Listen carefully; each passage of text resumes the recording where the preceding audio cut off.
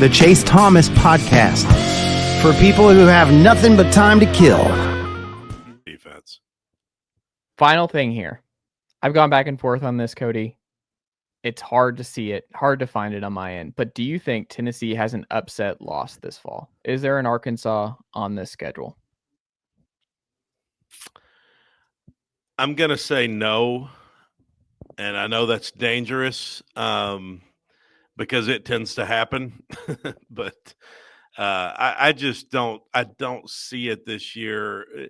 Now, if you're just looking at point spread, if you go down to Florida, perhaps by then you're dealing with a 6-4, 5-5 Florida team. Like you might be a slight favorite there and slip up and lose that game.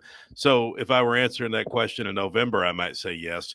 But we just don't know how the season's going to play out with Florida. And so as it stands right now, I don't expect Tennessee to be a favorite at Florida. Or I do expect Tennessee to maybe be it'll be tight. But I don't consider that to be a big upset is what I mean. I don't expect, like, if you lose to Alabama or Georgia, that's not an upset loss. So you're talking about a Mississippi State and Arkansas. To me, the most dangerous one is at Kentucky. But as Tennessee fans know, that's just not something that we accept. And I say that, take that with a grain of salt because I don't think Kentucky's any good. I think Mark Stoops is getting fired this year. I think you got a pretty nice road draw.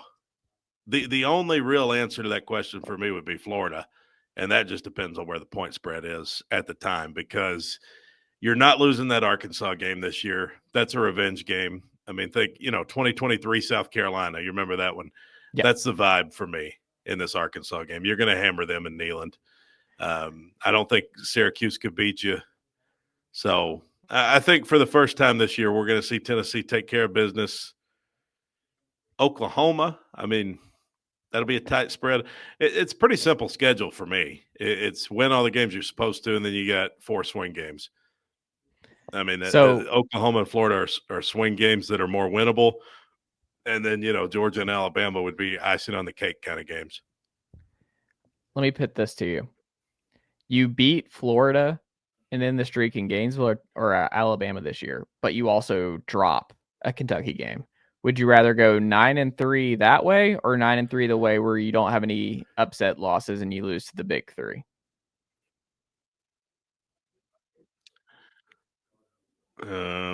So my win is which one, at Florida or at Alabama? Yeah, or even Georgia at home. Like, you get one of those games off your back and you get to enjoy a win there for the first time in forever in all 3 capacities, but you also get upset to 9-3.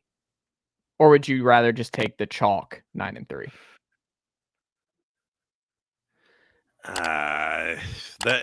It's a tough question because I feel like it makes me a little bit of a hypocrite because I've said I hate a season where you're 9-3 and you don't beat any of your rivals, but I think I might hate losing in Lexington way more than that. So I think I got to go chalk.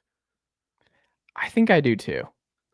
I do think it would be great to beat Georgia at home, but I think it depends on, like, Kentucky would really frustrate me. Losing to Kentucky on the road would be brutal because it's also like that knocks you out of the playoff. In this scenario, if you beat one of these rivals for the first time, like Georgia just outright or in Tuscaloosa or in Gainesville, that means you're trending towards 10-2 and you're a CFP team again. And then to miss out if you dropped Kentucky or something or Arkansas at home, that'd be brutal. That would be absolutely brutal. You're exactly what Ole Miss did last year. You lose to Kentucky 100%. At home and you beat Georgia. Yeah. I mean, that's what happened to them. So, yeah. I don't think they enjoyed that.